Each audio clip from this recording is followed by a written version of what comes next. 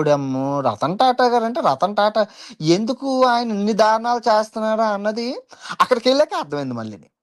ఆడెవరో చెప్పాడు రతన్ టాటా యేసు ప్రభు నమ్ముకోలేదు అందుకే నరకలోకంలోకి వెళ్తాడు అన్నాడు. పిచ్చినా కొడక నన్ను అప్పుడు అప్పుడు వెళ్తే దొరికితే కనుక నరికేసి నేను ఆ నరకలోకంకి వెళ్దాం అనుకున్నాను. ఆడు దొరికితే గనక ఆ నరికేసి నేను నరకలోకంకి వెళ్తాను. అదెవడో గాడ్స్ చెప్పాడు. Lab ministries, gods lab ministries అన్నాడు. ఆ కనబడితే చిచ్చి చిచ్చి ఒకరిని పైన చంపినా ఒకే శిక్ష, 100 మందిని చంపినా ఒకే శిక్ష. నేను నరికేసి వాడిని నేను జైలుకి వెళ్తాను ఫస్ట్ ఆడు కనబడితే గనక. నాతో వాదించి వాదించి ఆధారాలు చూపించినా కూడా వాళ్ళు పిచ్చిగా దేవుడు వచ్చి చెప్పిరా బాబు ఇప్పుడు యేసు ప్రభువే ఆకాశం నుంచి దిగి ఒరే నాయనా నేను పుట్టింది ఈ సంవత్సరం మా మాకు నాన్న లేరు నేను కన్యావతి అది అన్ని చెప్పినా లేదు లేదు లేదు మా పాస్టర్ చెప్పిందే మాకు వేదం ఒక్క నువ్వు దెబ్బే అంటారు. యేసు ప్రభు వచ్చిన చెప్పినా కూడా వాళ్ళు వినరు. కరెక్ట్ చెప్పారు సార్ మీరు. మూర్ఖులు మనసు రంజింపజేయలేము. ఇప్పుడు వ్యాపారం అయిపోయింది. దశమ భాగం అనే పేరుతో స్క్రాప్ నడుస్తుంది మన తెలుగు రాష్ట్రాల్లో. 90% మంది పాస్టర్లు ఎదవులు ముండాకోర్లు, పౌరం బూకులు. వాడికి ఏ ముడ్డ చేతకాక రేపులు దొంగతనాలు అన్నీ చేసి చివరాకన్నా మారుమూసు పొందడానికి ఆ పాస్టర్ ముసుగేసుకొని సావదెంగుతున్నారు. అది నేనే ప్రూఫ్. నా ఫ్రెండ్సే ఉన్నారు బూకులు పౌరం బూకులు. ఇప్పుడు చర్చి ఫాదర్లు అయిపోయి చర్చిలోని సొలుకబులు చెప్తున్నారు. ఏం చేస్తాం? నా బెస్ట్ ఫ్రెండ్స్ ఆడిని ఇప్పుడు చిన్నప్పటి నుంచి కమ్మది ఆడేంది ఏడ్ చేస్తాం. చర్చి అయిపోయాడు ఫాదర్ అయిపోయాడు ఏడ్ చేస్తాం. పౌరం బొక్కలు గుద్దొంచి పని చేస్తే అర్థం ఉంటుంది, అర్థం అది ఉంటుంది. ఏది లేకుండా వారంలో ఒక రోజు సొల్లు కొబ్బులు చెప్పి ఈ డబ్బులు దెంగి దశమ భాగం దెంగి 7 రోజులు ఎంజాయ్ చేస్తున్నారు. ఏం చేస్తాం చెప్పండి? క్లియర్గా చెప్తున్నాను, మళ్ళీ మళ్ళీ చెప్తున్నాను. ఈ ఇస్లామిక్ ఈ క్రైస్తవ మతాలు ఈ 2 మతాలు చాలా నాగరికతను మొడగురిపించేసినాయి.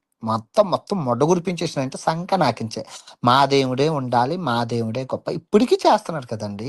ఈ రోజు వరకు నిన్న మా ఫ్రెండ్ ఒక పెళ్ళికి వెళ్ళాడు. ఆ క్రిస్టియన్స్ పెళ్ళికి వాడు చెప్తున్నాడు, అరే నువ్వు చెప్పాక ఆ మేడం నా పక్కన కూర్చొని మతం మార్పు అని చెప్తుందిరా లంచ కూతురు. ఆడు పక్కన కూర్చుందంట. ఏం పేరు ఏంటి అడిగిందంట.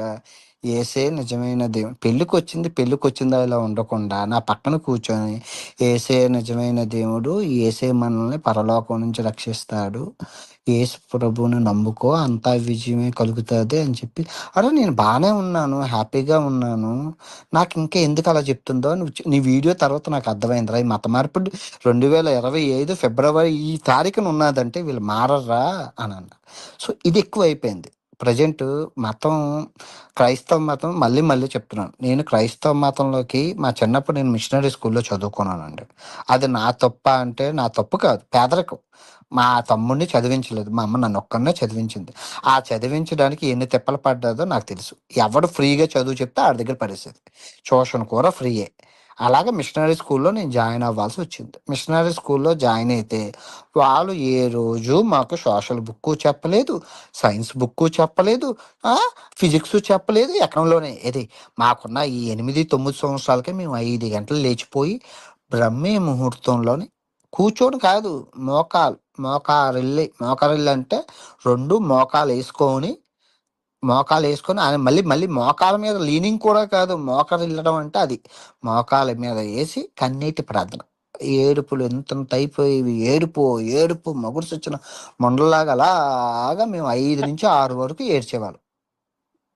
నేను ఒక్కనే కాదు, మా ఫ్రెండ్ బెస్ట్ ఫ్రెండ్ నతానియల్. పాపం ఆడి పేరు కూడా ఎందుకు చెప్తున్నానంటే ఆడు నా పక్కన ఉండేవాడు.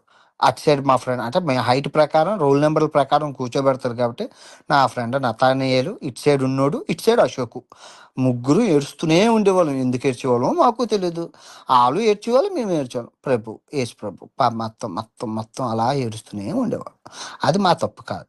తర్వాత స్కూల్కి వెళ్ళేవాళ్ళం, స్కూల్ నుంచి వచ్చేవాళ్ళం, స్కూల్లో ఏం చదివేవాళ్ళం మాకు గుర్తులేదు, కానీ బైబిల్ చదివింది గుర్తు. North America, south America Islamic దేశాలు లేకుండా అయిపోయాయి, అక్కడ లేదు.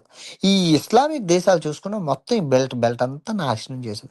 వాళ్ళు ఎలాగొచ్చారో అందరికీ తెలుసు. ఇప్పుడు అలెగ్జాండర్ వచ్చేటప్పుడు ఈ 2 మతాలు ఎక్కడున్నాయి? అప్పటికి మీరు ఎవరు అని ప్రశ్నిస్తే అప్పటికి ఇస్లాం మతం లేదు, క్రైస్తవ మతం లేదు. సో, అప్పటికి నువ్వున్నది హిందువువే. సింపుల్. దొరికిపోయాడు అక్కడ అయిపోయింది కదా!